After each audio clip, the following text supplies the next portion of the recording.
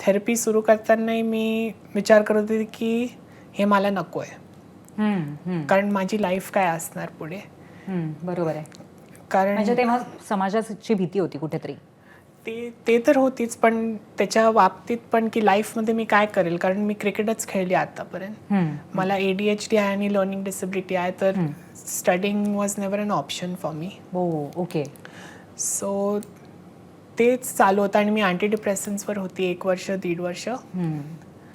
आणि during that time पण मला असं वाटायचं की माझी लाईफ अशी काय, लाईक मॅच व्हायचं आणि मी ड्रेसिंग रूममध्ये जायची किंवा बॅटिंग करताना परत यायची, तर तेव्हा म्हणजे मिररमध्ये बघून नुसतं रडायची मी, कारण तेच ते मिसमॅच असतं तर खूप हार्ड असतं कोप करायला एक्सटिरियर वर्ल्डसोबत जेव्हा तुम्ही स्वतः ते अलाइनमेंट नसते.